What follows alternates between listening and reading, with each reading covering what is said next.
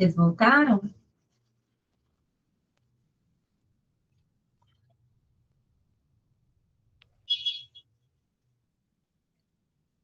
Achando que não, né? Ah, obrigada, Vanessa. Tá. Então, vamos continuar, gente.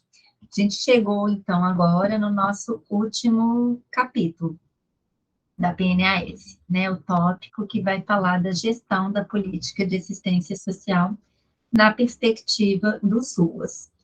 Então, vocês sabem que o SUAS, né, o SUAS vira lei lá em 2011, com a revisão da LOAS. Obrigada, Luana, boa noite. E aí, mas é aqui que ele é construído, né? É a partir da PNAS que a gente tem aí a construção do Sistema Único de Assistência Social. E aí, né, o SUAS, aqui nessa parte, a política nacional vai nos dizer, então, como que se deve fazer a gestão desse sistema único, né? Quando a gente diz que a política de assistência social, ela vai ser organizada e desenvolvida por um sistema que é único, o que que isso significa?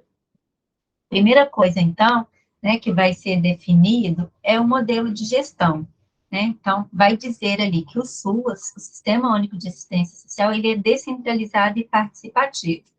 A gente já falou um pouquinho da descentralização política administrativa, né?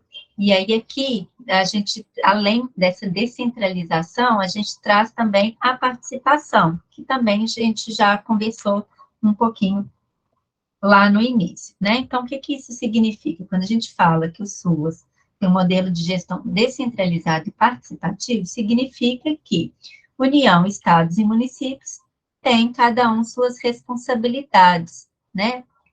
Cada ente federado é responsável pela política de assistência social e que também ele deve se dar por meio da participação social. A sociedade civil, ela é participante ativa no processo de gestão e de execução do SUAS, né? Então, é isso que significa ser descentralizado e participativo.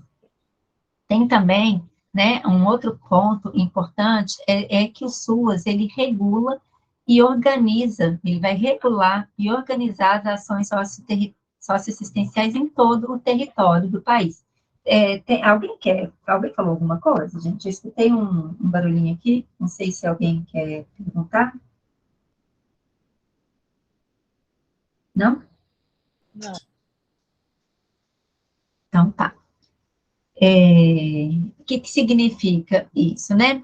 Aqui, a gente vai ver, né, a gente viu, na verdade, lá no inicinho, naquela parte da análise situacional, que a gente está num país que é diverso, né? A gente tem especificidades aí nos municípios, nas regiões, mas essas especificidades, elas não são ignoradas, elas são respeitadas.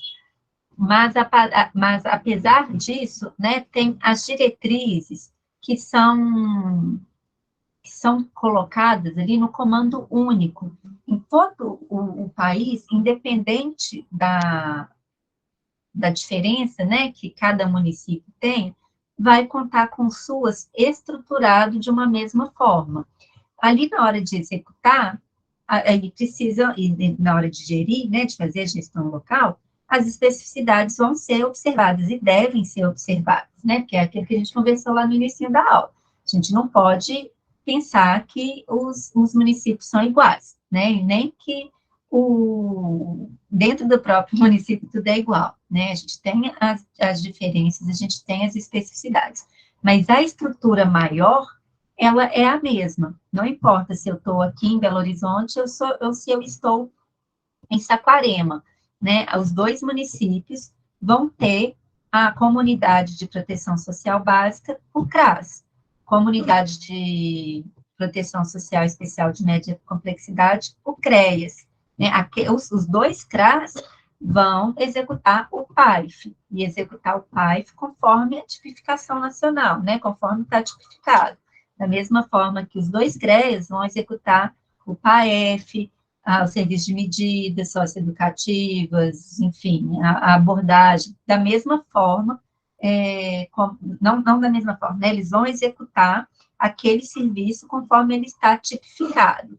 Ah, mas Belo Horizonte tem uma especificidade X, então eu vou adequar, né, essa execução para atender essa especificidade que Belo Horizonte apresenta, ou que Saquarema apresenta, né, mas o comando, ele é único, né, as diretrizes são as mesmas, os princípios são os mesmos, os objetivos são os mesmos, a organização é a mesma. Ele também pressupõe a gestão compartilhada, né, a gestão compartilhada entre municípios, estados e União, o cofinanciamento dos 3 entes federados, né, então, tanto os municípios, quanto os estados, quanto o governo federal, quanto a União, vão aportar recursos para a gestão e para a execução da política pública de assistência social, né. Quem faz a execução maior, né, da política de assistência são os municípios, né, mas eles não são responsáveis por, como fala, a gente fugiu aqui a palavra, perdão, eles não são os únicos responsáveis por aportar, por financiar, era a palavra que eu queria, né, o município, ele não é só ele que vai aportar recursos, ele não é o único responsável nesse financiamento, a União vai transferir recursos para o município poder executar, para fazer a gestão. O Estado também vai transferir recursos. A União, para o município. A União também vai transferir recursos para os estados, né? Então, o financiamento é feito de forma conjunta, né? Por isso, cofinanciamento. Também, o SUAS também vai pressupor a definição clara das competências técnico-políticas de cada ente federado, né? Então, o que compete à União? O que compete aos estados? O que compete aos municípios e ao Distrito Federal? Isso vai estar bem descrito lá na LOAS. A história da seleção argentina em Copas era o último que faltava na carreira do Lionel Messi. E também pressupõe aí a participação e a mobilização da sociedade civil, né, que a gente acabou de ver e a gente vai falar mais dela daqui a pouquinho. E aí, gente, né, dito isso, o que o SUAS pressupõe, a gente vai ter que a oferta do SUAS, né, pensando no Sistema Único de Assistência Social, essa oferta, ela tem que se dar por meio das seguintes referências, né, 3 referências. A proteção social, que a gente já falou dela aqui, né, a proteção social se materializa por meio das seguranças sociais, né, só para a gente relembrar as 3, sobrevivência, ou rendimento e autonomia, convívio, vivência familiar e acolhida. Além da proteção social, né, uma outra referência para execução e gestão do SUAS é a vigilância socioassistencial. O que é isso? É a produção, a sistematização das informações, a sistematização de indicadores, de índices territorializados das situações de vulnerabilidade e de risco social pessoal que acontece ali em cada território, né, que incide sobre cada família. Né? A vigilância socioassistencial é um olhar, né, constante ali para situações de desproteção social, para que possam ser planejados, organizados, os serviços, programas, projetos e benefícios, de forma a atender a necessidade daquela população, né? A gente planeja as ações como que a gente vai executar as ações a partir das informações que são produzidas aí pela vigilância socioassistencial.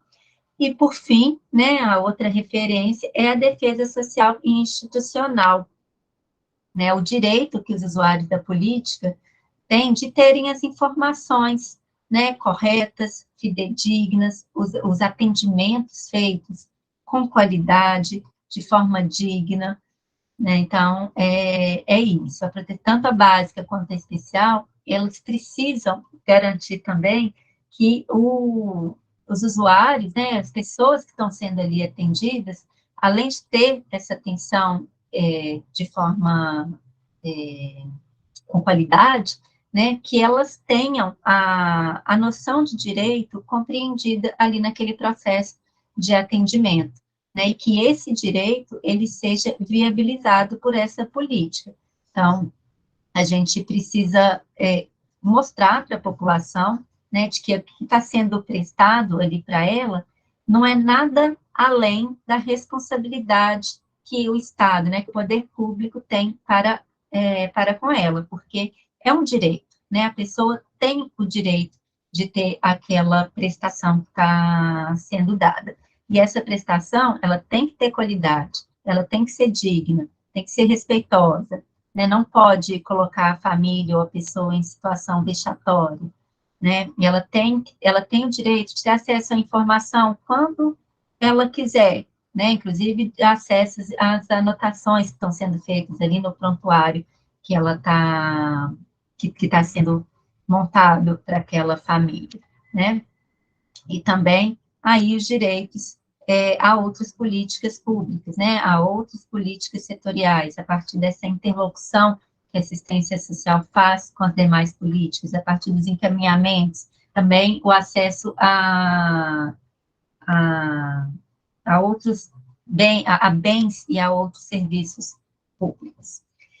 E aí a gente vai partir para o que é chamado de eixos estruturantes, as bases do SUAS, né? Isso aqui cai muito em prova, pessoal. É bem importante de vocês terem bem compreendido, bem guardadinho aí. A PNAS, ela vai definir esses eixos estruturantes, né? O SUAS, ele não existe se não for a partir desses eixos. Quais são eles? A matricialidade sociofamiliar, a descentralização política administrativa e territorialização, as novas bases da relação entre Estado e sociedade civil, o financiamento, o controle social, a participação popular, a política de recursos humanos, e a informação, monitoramento e avaliação. Então, vamos passar sobre cada um deles.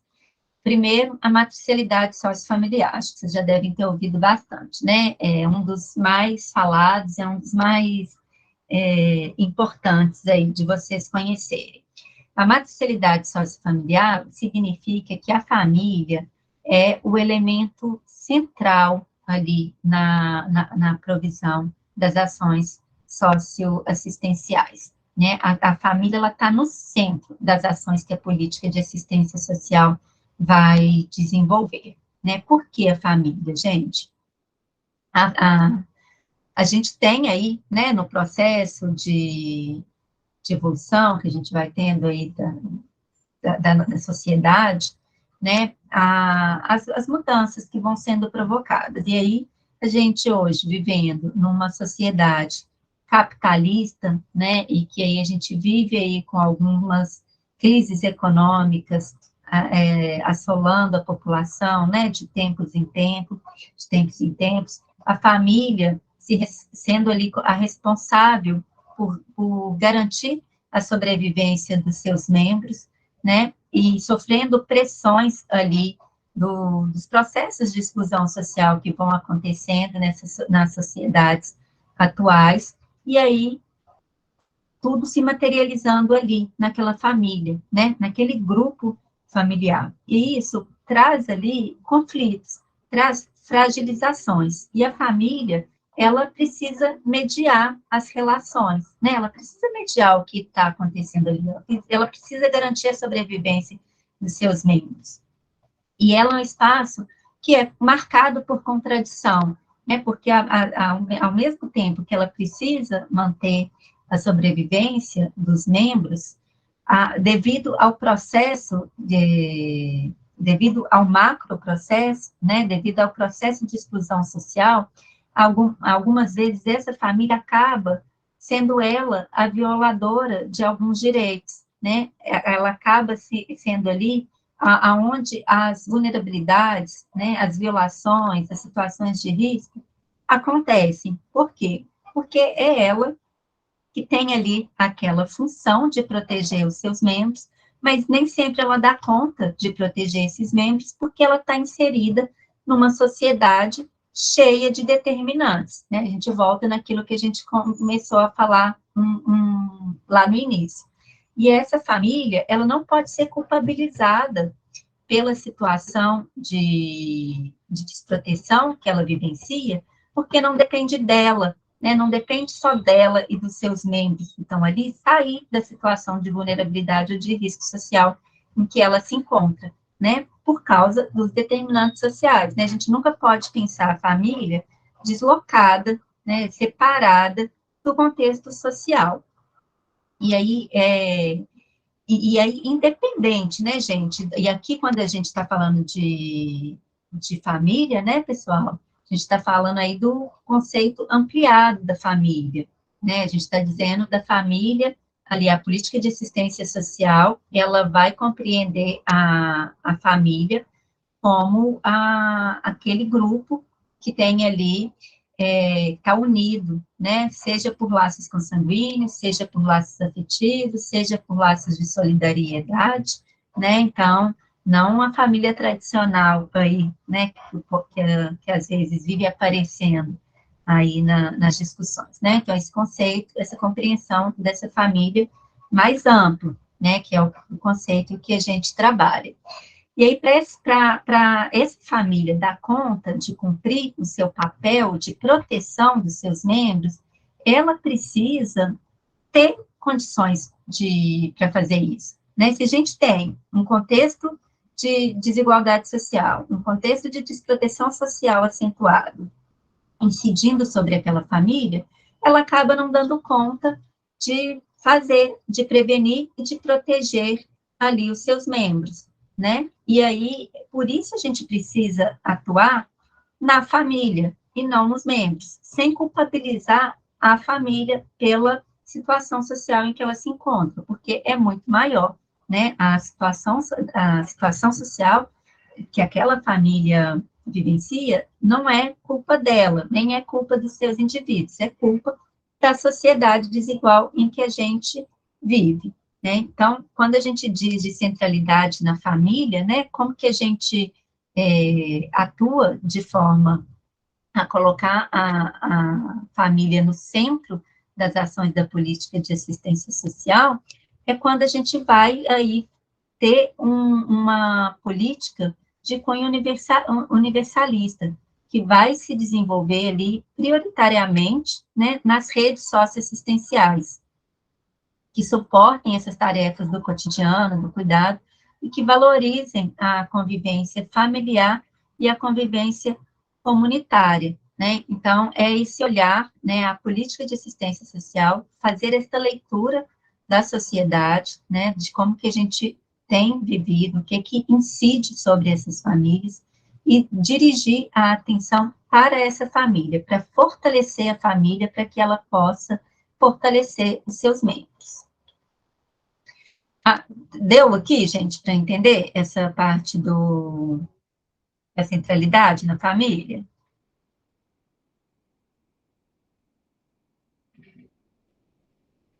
Estão muito caladinhas. Vou entender que sim, hein? Vocês estão caladinhas porque estão entendendo tudo ou porque não estão entendendo nada? Beleza. Obrigada, Cidade. Aí, então... Oi, pode falar, Bárbara. Não, eu ia fazer uma pergunta, mas recuei.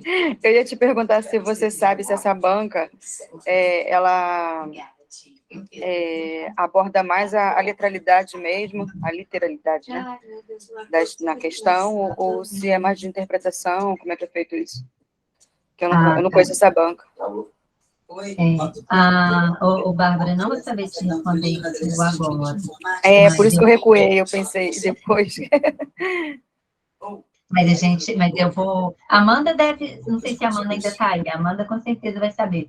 Mas eu fico com a tarefa aqui de pesquisar melhor e de falar, tá? Falar para vocês. Eu busco essa informação. Então, vamos para o segundo, gente. Então, banca bem literal. Aí a Ana Carolina já fez uma pesquisa mais ampliada. Então, é isso, né, gente? Se é uma banca que vai cobrar mais o texto literal, é importante vocês terem bem compreendido aí não só o conceito do que é cada uma dessas questões que a gente está trazendo, Mas essa leitura mais atenta, né, de algumas palavrinhas que às vezes, isso é terrível, né, gente? Às vezes uma palavrinha que troca ali, muda total, né, e aí a gente perde a questão. A Ana Carolina está falando que já fez várias provas, mas é tranquila. A Luana também está dizendo que é bem literal. Ótimo, meninas. Obrigada aí pelo retorno. Descentralização política administrativa e a territorialização, gente. Então, o segundo eixo, né? O que é isso? O que são esses dois pontos, né? Primeira coisa é que as ações da assistência, elas vão estar organizadas por meio do SUAS, né? Lembra lá, Sistema Descentralizado e Participativo, quem é esse? O SUAS. A PNAS vai trazer que, para que o SUAS, né, e isso também vai estar colocado lá na LOAS depois, na 9, para que o SUAS esteja, de fato, instituído no município ou no estado, esses entes, né, eles precisam ter ali formalizados o que a gente chama de CPF, que é o Conselho de Assistência Social, né? Então, nos municípios, Conselho Municipal de Assistência Social, nos estados, Conselho Estadual de Assistência Social. Esse conselho, ele tem que ter composição paritária, né? O que é isso? O mesmo número de representantes do governo, né? De conselheiros do governo, vai ser ao mesmo número dos representantes da sociedade civil. Aqui na PNAS não traz muito especificado, né, como que vai se dar essa composição paritária, mas a gente tem ali, né, o que é, de forma geral, o conselho, 50% é representativo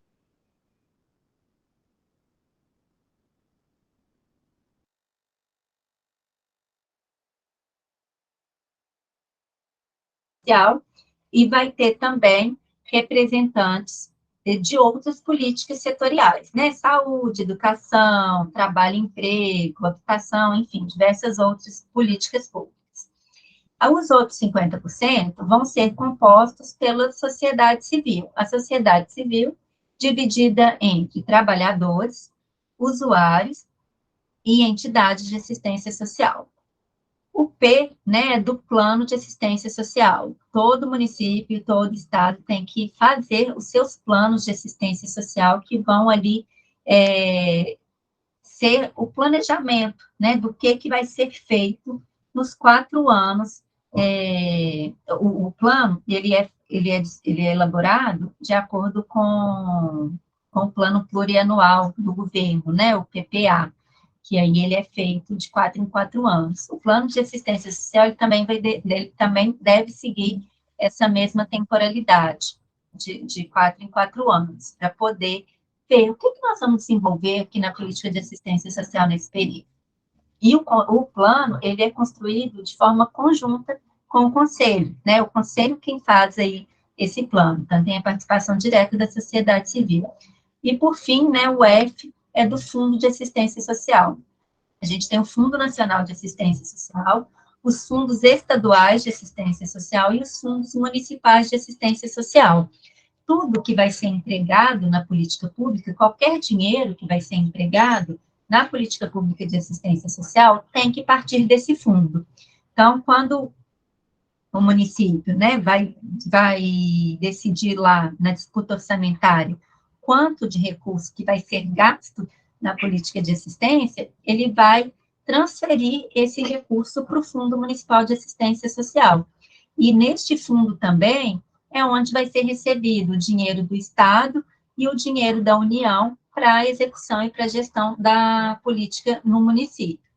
E aí, como eu disse, né, o Fundo Nacional, ele também, além dele transferir, dele aportar recursos no Fundo Municipal, ele também aporta para o Fundo Estadual, né? Há um outro ponto, né, que as 3 esferas de governo, estados, municípios e União, vão sempre atuar de forma articulada, aí lembram lá, né, com funções específicas, a responsabilidade compartilhada, a responsabilidade no financiamento. E a vertente territorial, ela vai dizer do processo, né, da necessidade de se olhar para cada território em que a gente vai ter a atuação da política de assistência social, né? Por quê? Por causa daquilo que a gente discutiu lá, sim, na análise situacional, né? E que eu também falei um pouco na hora que a gente estava trabalhando sobre o comando único. A gente tem um comando único, mas a gente tem um país extremamente diverso, né? Então, essa heterogeneidade do país, né? Tanto por ser um país muito grande, né?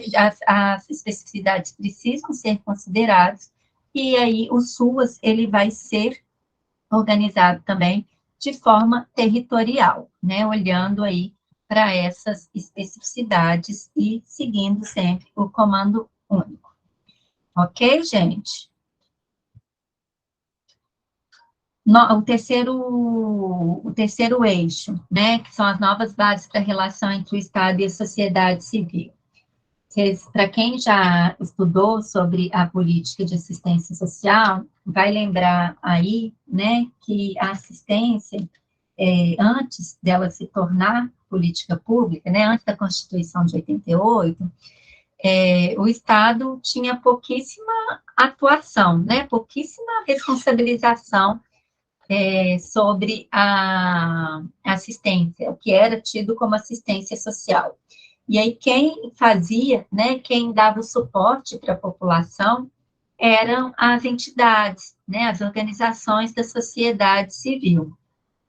Quando a gente tem aí a, a Constituição de 88, isso não é ignorado, né, continua-se considerando a importância da participação da sociedade civil na execução e na formulação, aí também no controle das ações da política pública de assistência social, né? Agora, política pública.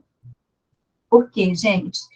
Primeiro, porque aqui, né, tendo em vista que a gente está num país muito desigual, os problemas sociais que a gente enfrenta, eles são muito grandes, né? Eles são enormes. E aí é necessário, por isso, que o Estado, né, o poder público, se torne o responsável, né, o principal responsável pela condução da política. Mas a sociedade civil, ela vai participar ali de forma parceira, né, de forma complementar, apoiando o Estado na execução dos projetos, dos programas, dos benefícios e dos serviços socioassistenciais, né? Então, vocês lembram lá, quando a gente estava vendo agora eu esqueci se é diretriz, mas é diretriz, né? A primazia do Estado é diretriz.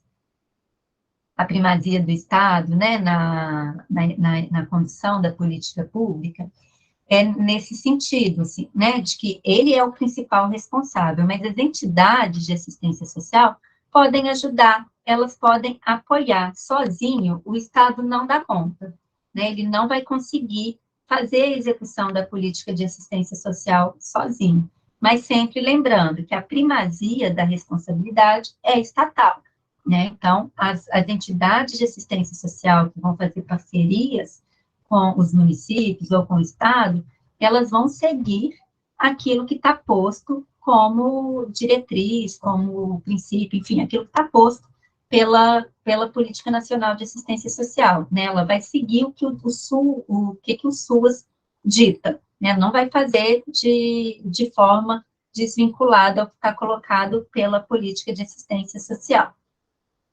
E aí, como eu disse, assim, né, sozinho, o Estado, ele não dá conta de prover todas de garantir todas as provisões que aparecem, né, que são necessárias. E aí, por causa disso, é que ele vai fazer aí essas redes, né, ele vai fazer essas parcerias, ele vai contar com o apoio das entidades, das organizações da sociedade civil, para enfrentar os problemas sociais que a gente tem. Então, por isso, novas bases para a relação, né, entre Estado e sociedade civil. Antes, a gente tinha ali uma mínima atuação, antes de 88, né, uma mínima atuação do Estado na provisão da assistência social e as organizações da sociedade civil como protagonistas. Aqui a gente muda, né? Não é desconsiderar as organizações da sociedade civil, mas a responsabilidade primeira é do Estado, porque a política de a assistência social passa a ser política pública. E como política pública, ela é direito, né? A gente sai lá do caráter de benemerência, né? Do caráter de caridade, e passa para a noção de direito, né? Então, aqui, a partir da Constituição de 88, a primazia da responsabilidade é do Estado, contando com o apoio das organizações da sociedade civil. Tranquilo, gente? Aí a gente vai para mais um.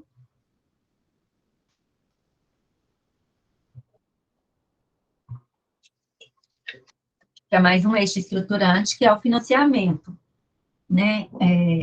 Como eu disse para vocês, né, a política de assistência social vai trabalhar na lógica do cofinanciamento. Então, os 3 entes federados têm a função de financiar esta política. E esse financiamento, não só da assistência, né, mas da Seguridade Social, está previsto lá no artigo 195 da Constituição. De onde que vai vir, né, de onde que vem o dinheiro para custear as políticas, as 3 políticas, né, assistência, previdência e saúde. O financiamento vai se dar por toda a sociedade, mediante os recursos provenientes dos orçamentos da União, dos estados, do Distrito Federal e dos municípios, e das contribuições sociais. Aqui, né, vai se dar, aqui na PNAS, né, vai trazer a importância da instituição dos fundos, que a gente já viu lá, quando estava falando do CPF, né? Lembram lá, para o SUAS ser instituído, tem que ter conselho, plano e fundo. Então, tem que instituir os fundos municipais, os fundos estaduais e o Fundo Nacional de Assistência Social. Como que vai ser definido quanto que cada município, quanto que cada estado vai receber de recurso, né? Não é feito um cálculo geral e todo município vai receber a mesma quantidade. Por que que não vai ser assim? Por causa das especificidades, né? Lembram lá? A gente tem os municípios de pequeno porte, de médio porte, grande porte, metrópole. Cada um desses municípios, né? A gente não pode compreender que um município que tenha 2 CRAS vai receber o mesmo valor do governo federal que um município que tem 70, né? Não é justo. Então, precisa-se, quanto que cada ente vai receber, vai ser definido aí com base no território daquele município, com base no território do estado, e também de acordo com a complexidade dos serviços que são executados. A gente tem município em que não existe CREAS, né, porque não há, ali, devido ao tamanho que aquele município tem, não convém, né, não é sustentável ali ter a instituição de um CREAS. Aí são feitos os CREAS regionais, né, de responsabilidade do Estado, para poder cuidar das situações de violação de direitos, ou então tem ali as equipes, né, de proteção social especial. Então, se aquele município não oferta determinado serviço de média complexidade, não vai receber um valor que um outro município vai receber, porque tem o CREAS, né? Então, esses valores, eles vão ser definidos aí, tanto com base no território de cada município, quanto também na complexidade dos serviços que são ofertados. O Fundo Nacional de Assistência Social, ele vai financiar, né? Qual que é a responsabilidade do fundo? Do Fundo Nacional, perdão. Ele vai financiar o BPC, né? Benefício de Prestação Continuada. O BPC é pago com recursos do Fundo Nacional de Assistência Social, e também é este fundo que vai apoiar os municípios na execução dos serviços, programas, projetos e projetos de assistência social. Vejam que aqui não tem benefícios, porque o governo federal, ele não faz está lá na LOAS, né, não cofinancia benefícios eventuais. Ele é responsável, né, pelo BPC, pelo benefício de prestação continuada, mas ele não repassa recursos para os municípios para o provimento de benefícios, só de serviço, programa e projeto. O financiamento dos benefícios, o financiamento do benefício de prestação continuada não passa pelos fundos estadual ou municipal de assistência social, ele sai direto do Fundo Nacional para os beneficiários, né? O INSS é quem paga, né? Quem operacionaliza. Então, o dinheiro sai direto do Fundo Nacional para o beneficiário. Os demais recursos, né, de serviço, programa e projeto, são feitos por transferências fundo a fundo. Então, sai do Fundo Nacional e é aportado, né, transferido para o Fundo Municipal. Por exemplo, para a execução do PAEF, do PAEF, do Serviço de Medidas Facilitativas, do Serviço de Convivência, Programa CESUAS, enfim, né, todas essas provisões que são cofinanciadas pelo governo federal, o recurso sai do Fundo Nacional e vai, né, é transferido para o Fundo Municipal. No caso, aqui a PNAS não vai dizer do cofinanciamento do Estado, né, o que o Estado tem que cofinanciar lá para o município, mas só para vocês saberem, né, os benefícios eventuais, eles vão ser financiados pelos estados e pelos municípios. Só explicando porque eu falei que ali não estavam os benefícios eventuais, tá? E aí, então, sai de uma lógica, gente, que era uma lógica de convênio que era firmado entre os municípios e o governo federal, para uma lógica de repasse automático fundo a fundo, né, que é muito mais rápido, é muito menos burocrático e é muito mais operacionalizável, né, antes demorava muito para o recurso poder cair, enfim, era muito mais burocrático.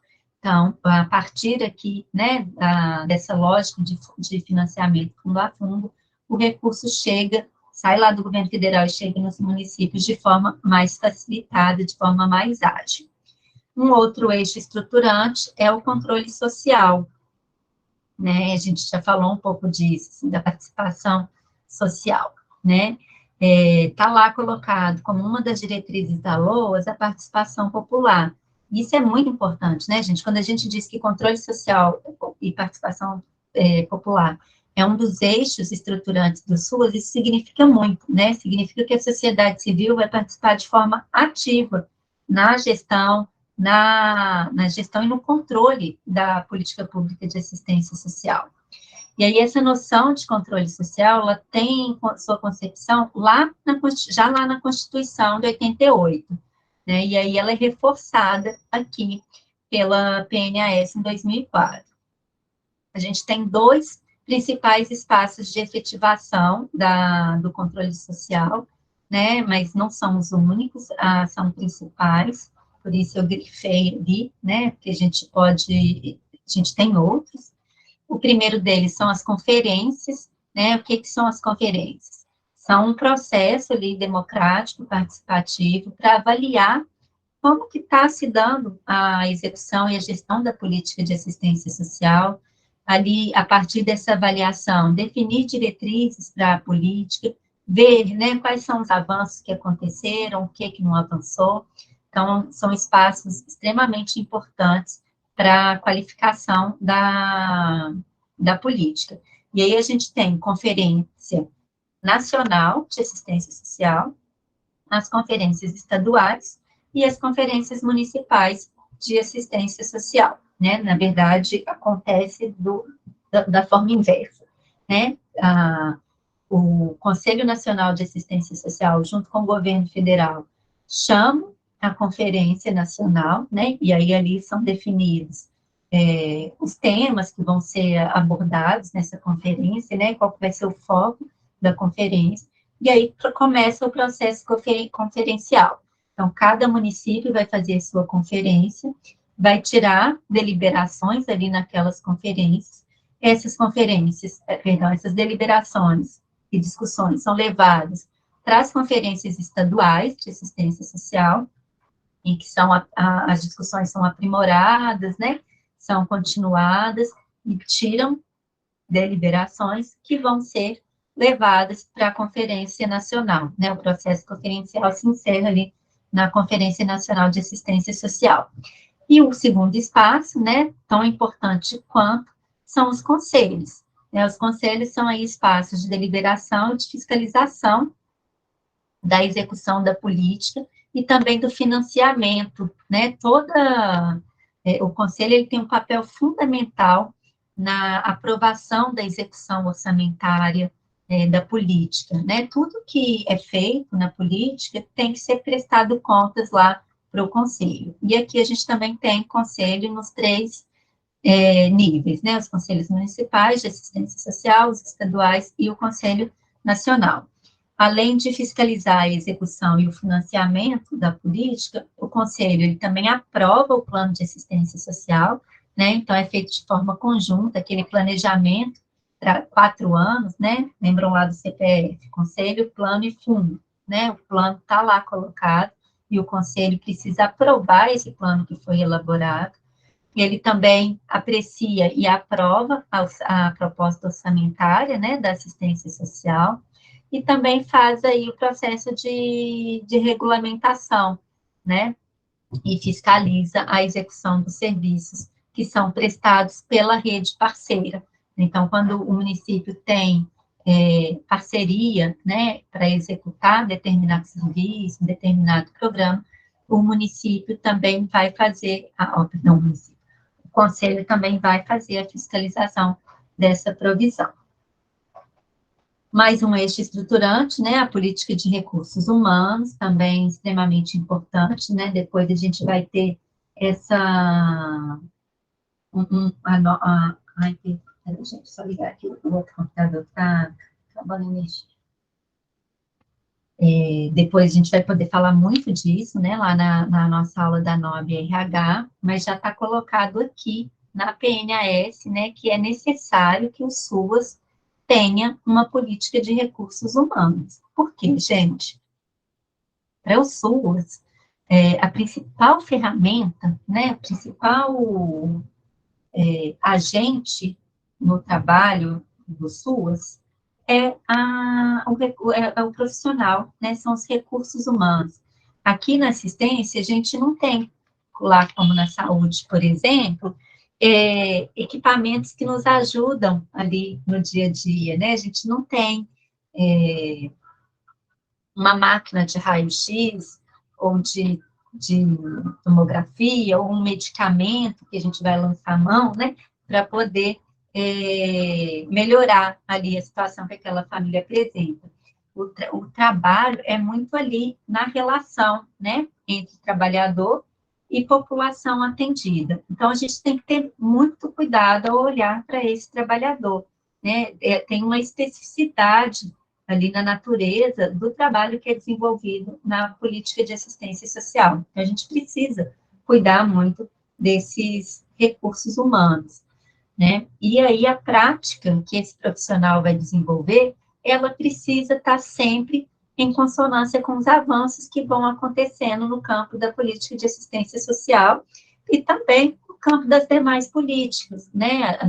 A assistência social é uma política que trabalha de forma intersetorial, né? A gente está o tempo todo dialogando com as outras políticas setoriais. Além disso, né, quando a gente olha para a família, quando a gente olha para as pessoas que compõem aquela família, tem questões que são transversais, né, que vão atravessando ali aquelas pessoas, aquelas famílias, em que a gente precisa estar atento, né? Então, além da gente estar muito atenta aos avanços da política de assistência e das demais políticas, do que está acontecendo na sociedade, a gente precisa estar aí também sempre atento às questões, às discussões de raça, de gênero, de classe, né?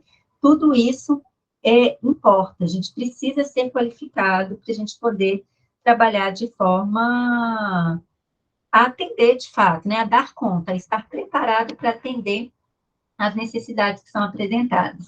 Bárbara está dizendo que tem que falar para o chefe, né, Bárbara? Ele não promove, não deixa fazer capacitação e qualificação, não?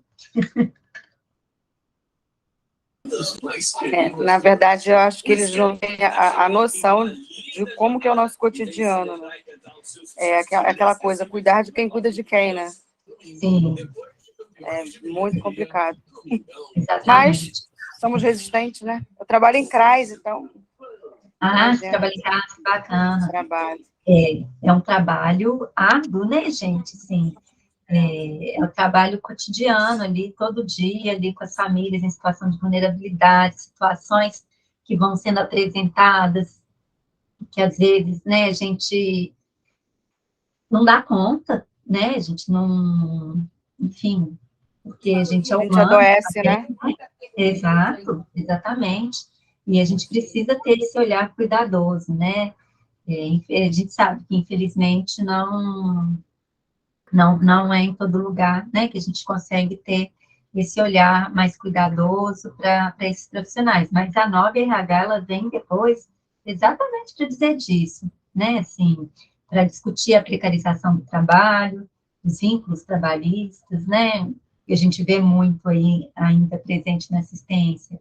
Os profissionais tendo que trabalhar em mais de um município para poder dar conta para ter uma remuneração mais adequada, né? E o tanto que isso leva esse profissional a um possível adoecimento, né? A um possível esgotamento, enfim.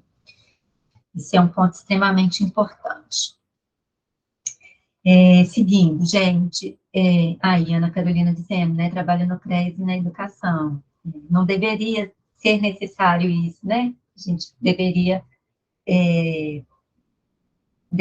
ser possível que a gente trabalhasse em um único lugar, que a gente não precisasse ter dois empregos para complementar a renda, né? Porque quando a gente trabalha em dois lugares, tem gente que trabalha em dois municípios, né, gente? Em dois municípios diferentes, tem um deslocamento ali grande de um para outro.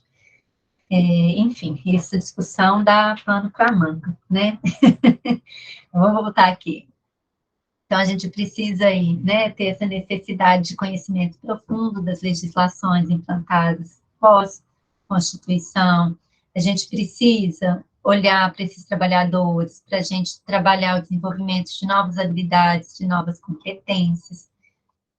Tem que estar, né, e aí depois a nova RH vai trazer isso também de forma mais explicada, assim, né? Ela vai trazer a necessidade da instituição de uma política de educação permanente, né? Aqui a PNAS já indicando isso, né? Trazendo a necessidade de ter uma política de capacitação dos trabalhadores, e não só dos trabalhadores, mas dos gestores, dos conselheiros, dos usuários, né? E a criação de plano de carreira, né, gente? Que é isso. Se a gente está no serviço público, a gente precisa ter a valorização daquele servidor público, né? A gente precisa ter um plano de carreira adequado. Para quê? Para que, primeiro, evite isso, esse desgaste, né, do trabalhador, de às vezes ter que estar em mais de um lugar, trabalhando em mais de um lugar, porque está num vínculo mais precarizado, não tem um salário adequado, digno, e também para que o plano de carreira é importante, porque ele tem que ser chamativo, né? A gente precisa de um plano de carreira que faça com que o profissional queira ficar ali trabalhando naquele município, naquela política. Por quê?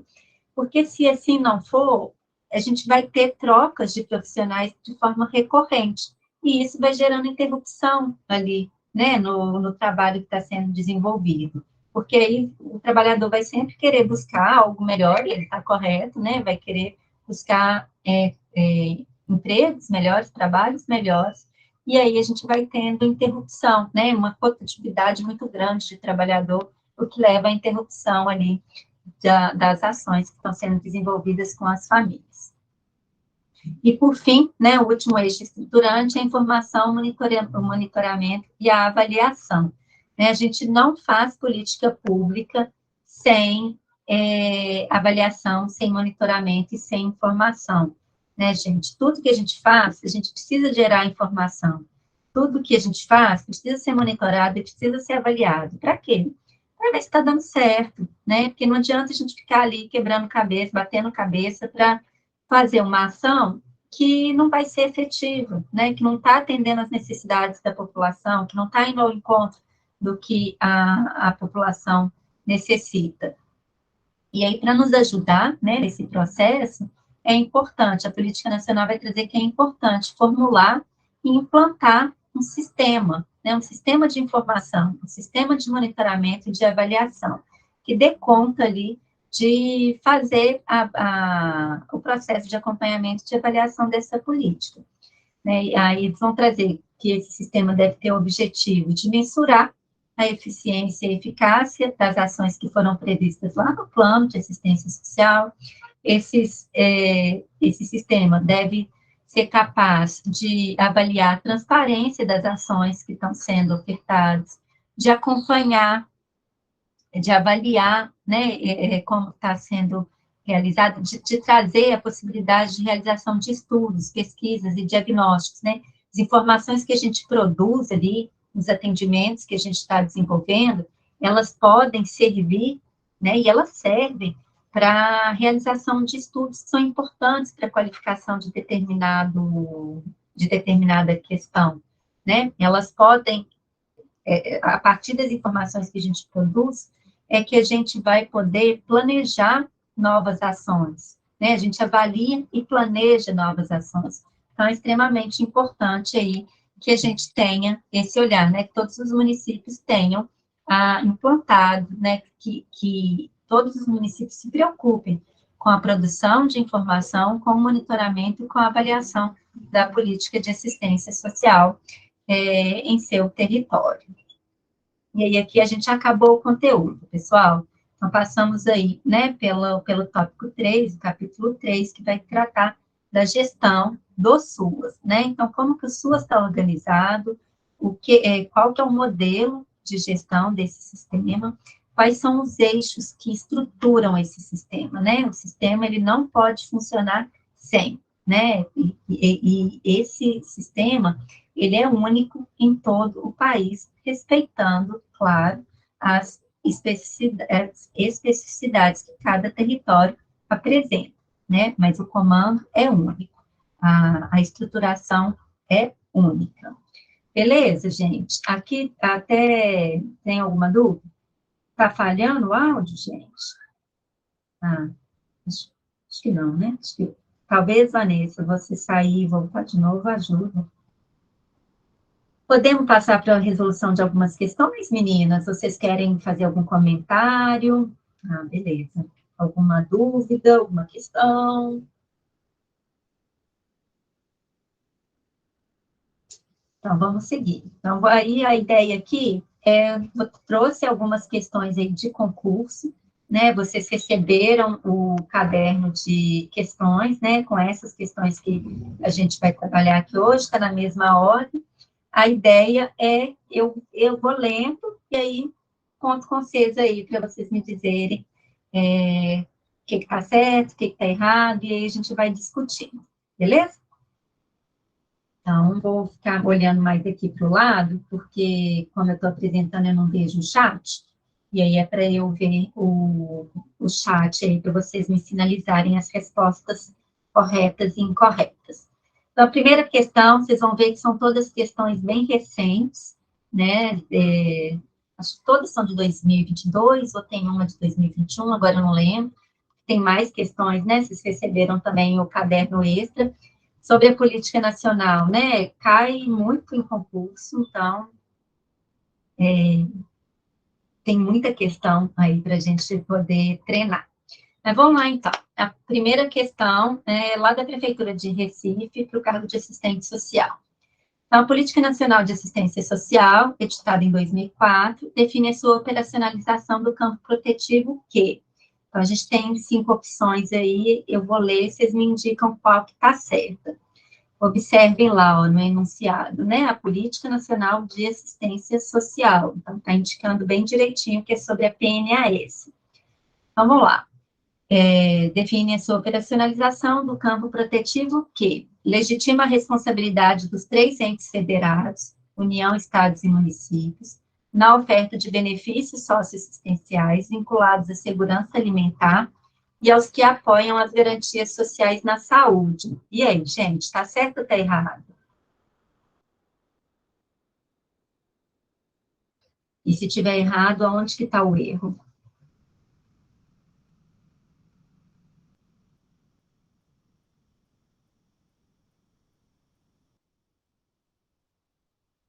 Isso mesmo, muito bem, meninas, está errada, né? Vocês conseguem saber onde está o erro? Na saúde, quanto aos vínculos, por conta da saúde. Isso mesmo. A gente tem dois erros ali, né, gente? Primeiro, legitima a responsabilidade dos três entes federados na oferta de benefícios vinculados, benefícios socioassistenciais vinculados à segurança alimentar.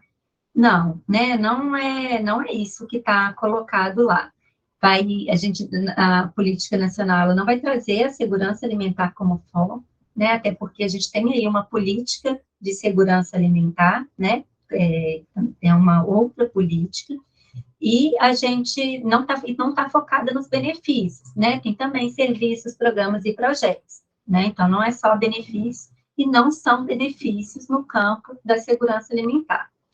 E também ali o finalzinho, né? Como vocês bem sinalizaram, as garantias sociais na saúde, né?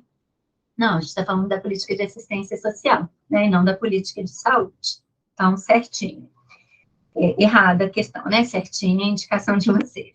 Letra B, gente, institui as funções de prevenção, proteção e recuperação das vicissitudes e expressões da questão social, e tem como eixo estruturante a interdisciplinaridade, em especial com as políticas de saúde e de educação. E aí, certo ou errado?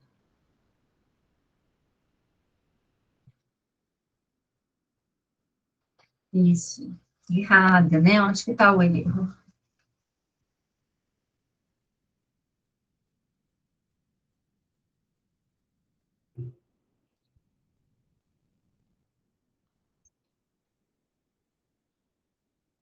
O erro está ali, né, gente? A interdisciplinaridade não é um eixo estruturante. Nós acabamos de passar pelos eixos estruturantes, né? Vamos voltar aqui, ó, todos. Matricialidade, a descentralização política administrativa e a territorialização, as novas bases para a relação entre o Estado e a sociedade civil, o financiamento, o controle social, o desafio da participação popular, a política de recursos humanos, a informação, monitoramento e avaliação, né? Então, a interdisciplinaridade, cadê? Interdisciplinaridade não está colocada. O que a gente viu muito no texto, não como eixo estruturante, né, mas aí como uma das atribuições que a gente vai ter ali enquanto política de assistência social, é a intersetorialidade, né, que é diferente da interdisciplinaridade, né, a gente não está dizendo de disciplinas, a gente está dizendo de setores, né, setores que vão trabalhar de forma conjunta, mas mesmo que tivesse intersetorialidade, não é um eixo estruturante. C, reconhece a legitimidade das suas demandas protetivas, entendendo-as como resultantes de um processo social, econômico e político, e se configura como espaço de construção de protagonismo dos usuários desse direito social. E aí, gente, certo ou errado?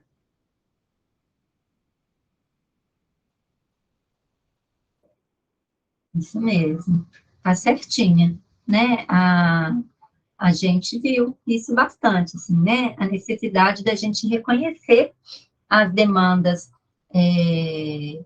reconhecer a legitimidade das demandas que são apresentadas, né, das demandas de proteção social que são apresentadas. E essas demandas, elas não são de responsabilidade individual ou de responsabilidade das famílias, né, essas demandas, elas estão colocadas aí devido ao processo social, econômico e político que a gente tem aqui instalado no nosso país, né, então, tá certinha, essa é a nossa resposta, letra C.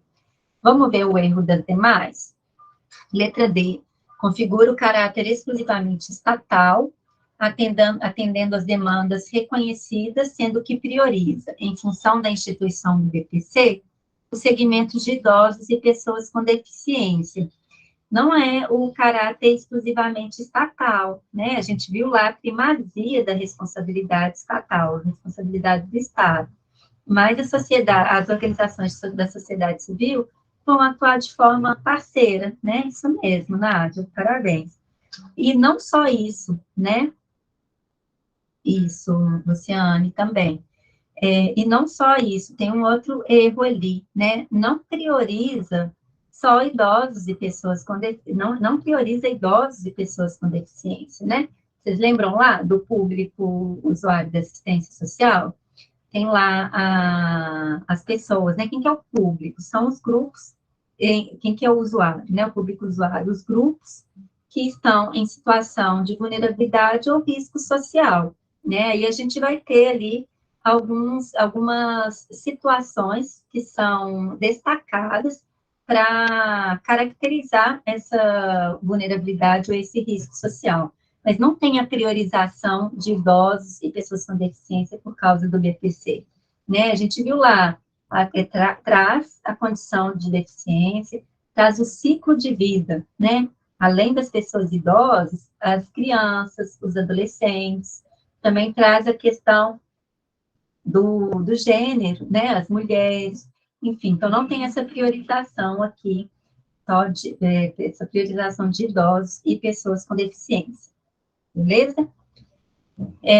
Letra E, institui um sistema público pautado pela necessidade de atender às vulnerabilidades sociais, entendendo-as como resultantes da capacidade ou não de os indivíduos aproveitarem as oportunidades que a sua trajetória lhes oferece. Não, né? A gente conversou bastante sobre isso hoje, exatamente. Não, aqui, né? Essa alternativa culpabiliza o indivíduo, né? E não é isso, muito pelo contrário. Não é culpa da família, não é culpa do indivíduo a situação social em que ele se encontra, né? Essa pessoa, essa família está inserida numa sociedade aí permeada pelas desigualdades sociais, né? Então, resposta letra C. Alguma dúvida aqui, gente? Ou a gente pode seguir?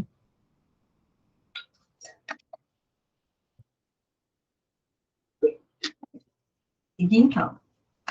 Mais uma também de 2022, essa da Prefeitura de Itapiranga, também para assistente social. Vão trazer um textinho, né? Que a gente tem um enunciado maior. Vamos ler. Entende-se como uma das seguranças primordiais da política de assistência social. Então, a gente já sabe aí que eles vão perguntar para a gente sobre qual segurança que está sendo falado. Ela opera com a provisão de necessidades humanas, que começa com os direitos à alimentação, ao vestuário e ao abrigo, próprios à vida humana em sociedade.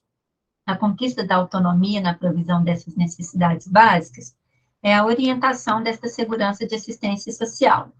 É possível, todavia, que alguns indivíduos não conquistem por toda a sua vida, ou por um período dela, a autonomia dessas provisões básicas, por exemplo, pela idade, uma criança, um idoso, por alguma deficiência, ou por uma restrição momentânea ou contínua da saúde física ou mental. Então, trouxe aí, né, um texto, uma parte, um trecho do texto da PNAS. E aí, tendo como base a PNAS, a segurança descrita é conhecida como segurança de rendimentos, A, segurança de rendimentos, B, segurança social, C, segurança de acolhida e D, segurança de proteção social. Qual que é, gente?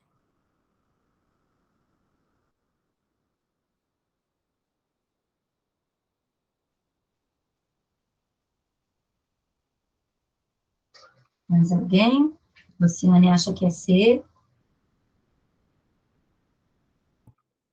É isso mesmo, letra C, né? A gente está falando ali da segurança de acolhida. Lembra que eu falei com vocês que a segurança de acolhida, aqui na PNAS, é compreendida como a proteção integral, né, do Estado. É quando alguma pessoa ali daquela família vai precisar ser acolhida, né? Ou então a família inteira, no caso de um desastre natural, por exemplo, né? Enfim, mas aí aqui, né, então a gente está dizendo da segurança de acolhida, ó. Lembram lá que quando a gente, é só vocês pensarem que se vocês tiverem em mente, né, que essa acolhida, no sentido do acolhimento institucional, na hora que vocês virem ali, olha, ela opera com a provisão de necessidades humanas, básicas, né? O direito à alimentação, vestuário e abrigo. São questões básicas para a sobrevivência, né? São próprias da vida humana. Então, lembra disso. Quando estiver ali, como que a gente vai garantir, né, a alimentação, como que a gente vai garantir vestuário, como que a gente vai garantir o abrigo, né? Olha lá a palavrinha abrigo, né? Está dizendo ali do acolhimento institucional, ok? Então, segurança de acolhida. A segurança de rendimento, né? É a segurança de sobrevivência, que a gente viu. A letra B, segurança social, são as seguranças sociais, né? A gente não tem uma segurança que chama segurança social. E letra D, a gente não tem aí segurança de proteção social também, né? Quais são as três?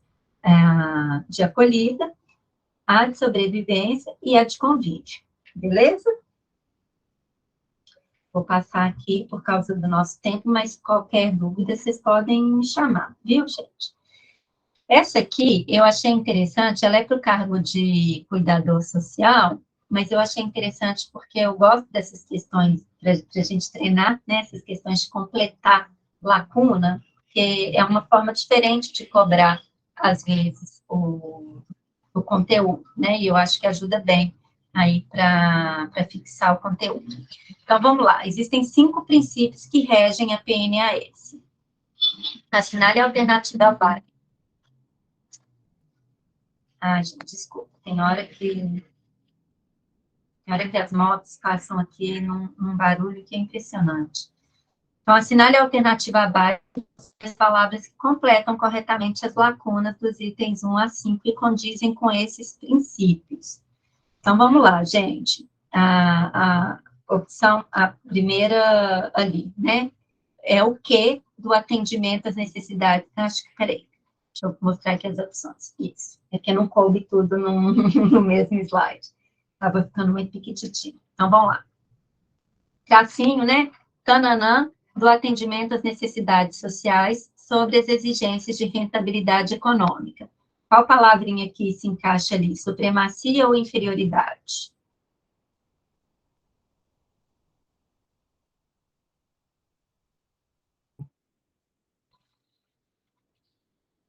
Ninguém? Supremacia. Essa foi de lambuja, né, gente? Não podia ser inferioridade, mas vamos ver as outras.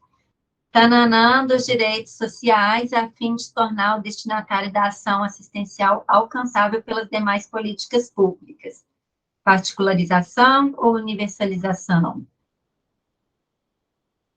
Universalização, né? Isso mesmo. 3. Tananã, a dignidade do cidadão, a sua autonomia e ao seu direito a benefícios e serviços de qualidade, bem como a convivência familiar e comunitária, vedando-se qualquer comprovação vexatória da necessidade. A gente tem desrespeito ou respeito? Respeito, né? Igualdade de direito no acesso ao atendimento, sem discriminação de qualquer natureza, garantindo-se, tananã, as populações urbanas ou rurais. Equivalência, isso mesmo.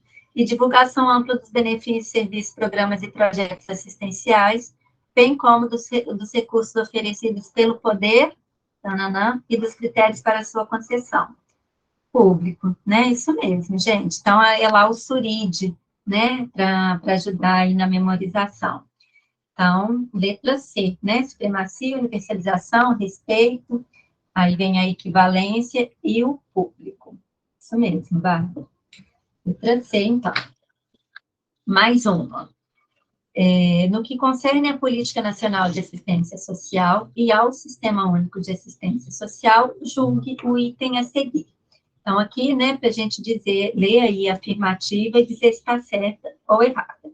As diretrizes da PNAS estabeleceram a centralidade na família para a implementação dos benefícios, serviços, programas e projetos da política de assistência social. Certo ou errado?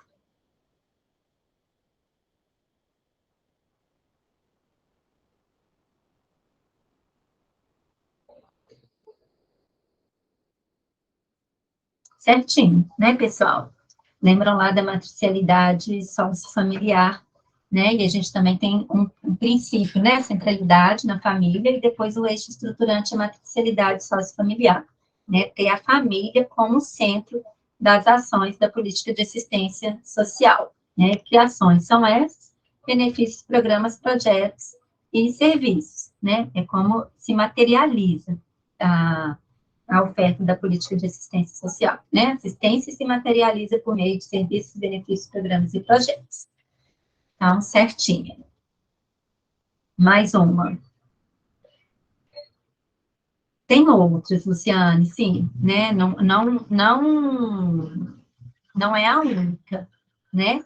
Mas a gente tem aqui, não está dizendo que é a única, não, ó. As diretrizes da PNAF estabeleceram a centralidade da família na implementação dos benefícios, tá certo, né? Estabeleceu. Só não é a única, né? Ah, beleza. Mais uma, gente. Não, dúvida aqui? Podemos seguir? Mais uma, então, lá da Prefeitura de Palhoça. A política pública de assistência social realiza-se de forma integrada às políticas setoriais, considerando as desigualdades socioterritoriais, visando seu enfrentamento. Deixa eu ler de novo, desculpa. A política pública de assistência social realiza-se de forma integrada às políticas setoriais, considerando as desigualdades socioterritoriais, visando seu enfrentamento, à garantia dos mínimos sociais, ao provimento de condições para atender contingências sociais e à universalização dos direitos sociais. Sob essa perspectiva objetiva. Então, a gente passou lá pelas diretrizes, né? Vamos ver aqui agora uma questão sobre os objetivos. Então, prover serviços, programas, projetos e benefícios de proteção social básica e ou especial para famílias, indivíduos e grupos que deles necessitarem. Esse é um dos objetivos, gente, da política de assistência social?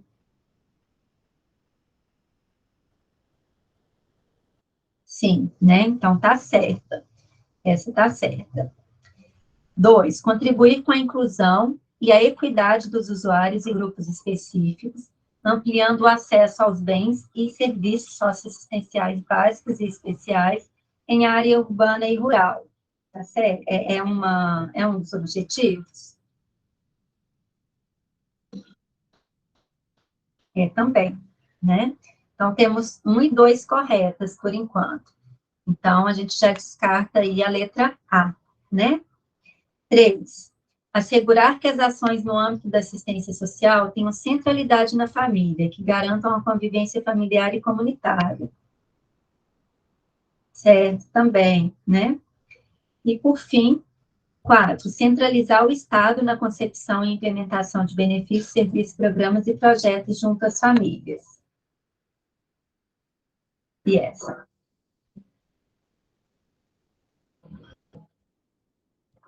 Está errada, né? Não é centralizar o Estado, né? A gente acabou de ver também, né? A questão anterior dizia disso.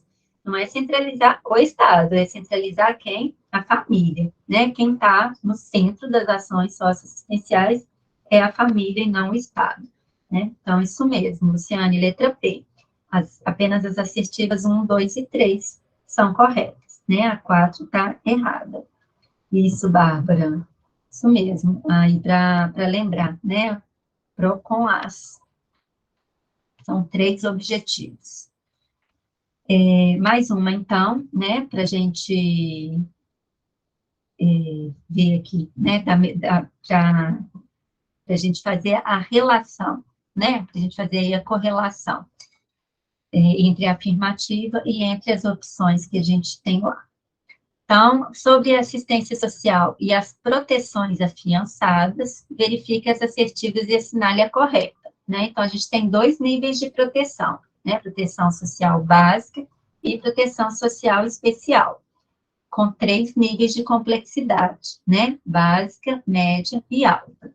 Então, vamos lá, mas acho que aqui nem tá, não, aqui não está dividindo a especial em média e alta, né? Está só especial. Vamos lá. 1, destina-se à população que vive em situação de vulnerabilidade social decorrente da pobreza, privação, ausência de renda, precário ou nulo acesso a serviços públicos, dentre outros, e ou fragilização de vínculos afetivos, relacionais e de pertencimento social, discriminações etárias, étnicas, de gênero ou por deficiências, entre outras. Básica ou especial, gente?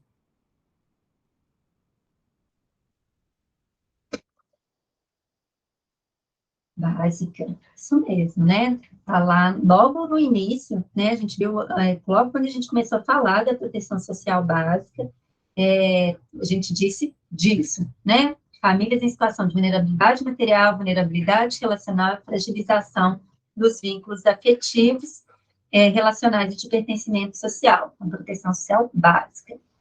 Então, a gente já elimina a letra A e letra B, né? Vamos lá, a segunda.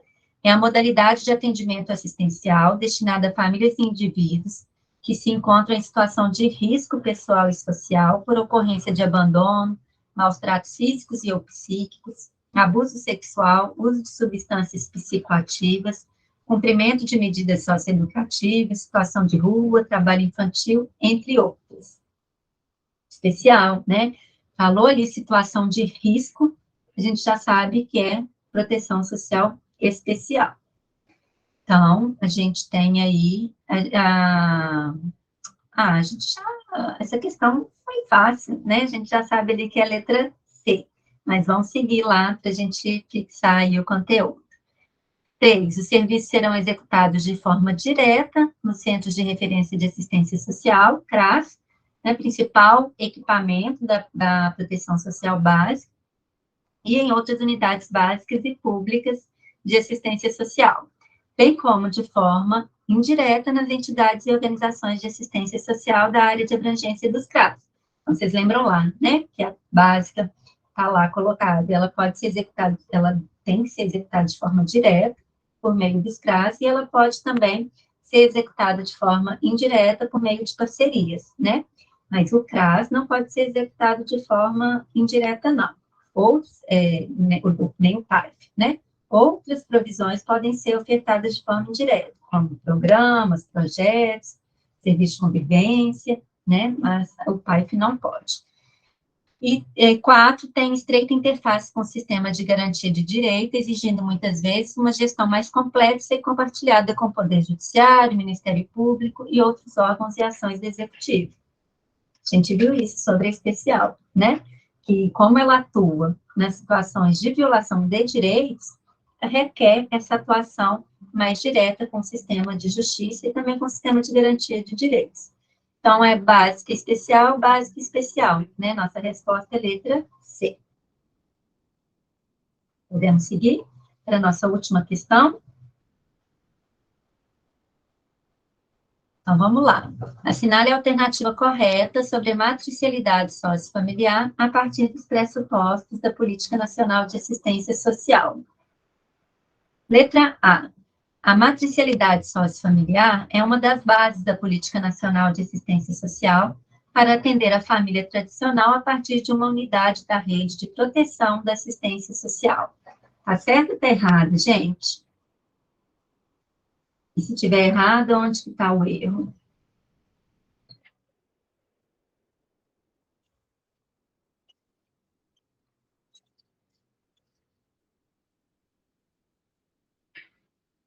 Tá errada, isso mesmo, família tradicional, né? Nada disso, né? Quando a gente estava lá vendo sobre a matricialidade, né, a gente tem ali a perspectiva da família, né, compreendida como as pessoas que estão vinculadas por laços consanguíneos, por laços afetivos ou por laços de solidariedade, né, então não tem nada disso de família tradicional. Letra B. A centralidade da família no âmbito da política de assistência social prevê a superação da lógica da focalização dos atendimentos, de forma a garantir que, para que a família possa proteger, ela precisa ter subsídios para garantir as necessidades elementares de seus membros. E aí, certo ou errado?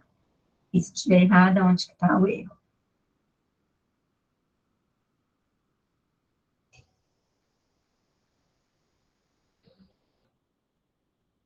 Ou gerou dúvida? Vou passar para C, então, já que ninguém respondeu. A Luciane acha que está errada. Onde está o erro, Luciane?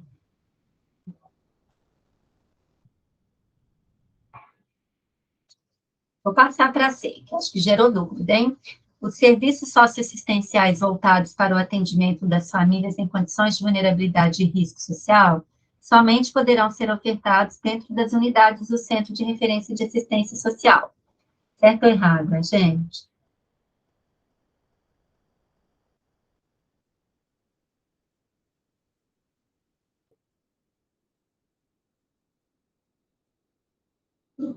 Gerou dúvida também?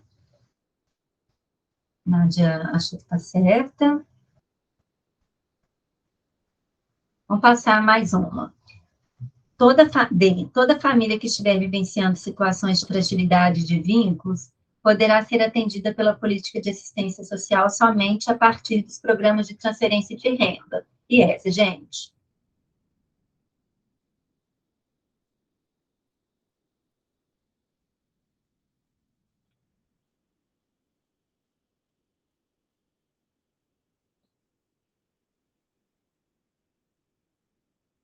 Errado, né? Não é somente a partir dos programas de transferência de renda, né? A gente tem ali, isso mesmo, a gente tem oferta de programas, de benefícios, de serviços, de projetos, né? Então, não é só pelos programas de transferência de renda, é também, né? Então, a gente sabe que A, B e D, não, como é que é? Ah, não, a B a gente foi a que gerou dúvida, né? Então, A e D estão errados. Letra E, o Serviço de Proteção e Atendimento Integral à Família PAIF, pertencente à Proteção Social Especial, tem como objetivo desenvolver ações preventivas para enfrentar a pobreza e a desigualdade e no desenvolvimento de potencialidades dos indivíduos. E essa, está certa ou errada?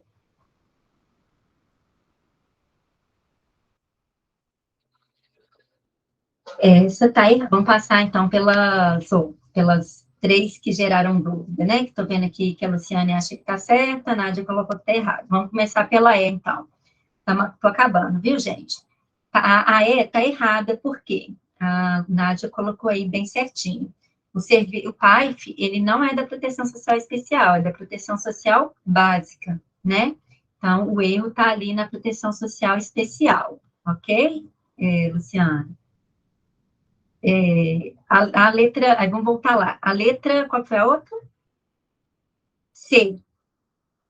A letra C está dizendo que os serviços socioassistenciais voltados para o atendimento das famílias em condição de vulnerabilidade e risco somente poderão ser ofertados dentro dos CRAS.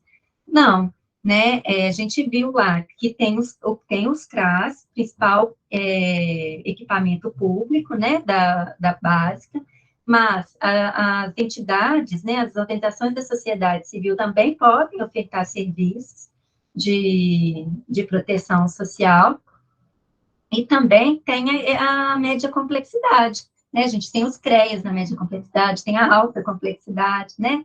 Os abrigos, as unidades de acolhimento. Então, a C está errada por isso. É o sono, né? Já está 10h30, né? E aí, então, a nossa resposta é a letra B, né? A letra B está certinha, por quê? Quando a gente diz da matricialidade sociofamiliar, né? Da centralidade na família, é isso, né? A gente precisa conceber, né, compreender que o atendimento, ele não está focalizado só na família, né? A família, perdão, o atendimento não está focalizado no indivíduo, né? Ele tem que estar focalizado na família. Por quê? Porque a gente precisa fortalecer a família para que a família possa cumprir seu papel de proteção aos seus membros. Então, é nesse sentido, tá? A gente protege a família para a família poder proteger os seus membros. Deu aqui, gente? Tranquilo? Essa questão gerou mais dúvidas? Tem alguma dúvida ainda?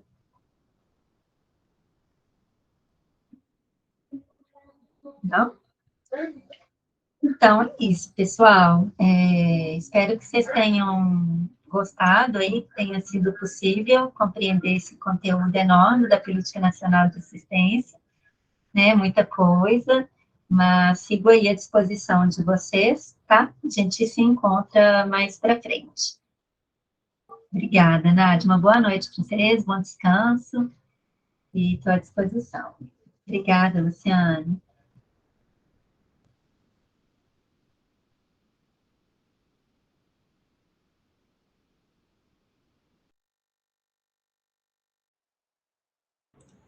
Eu que agradeço a você.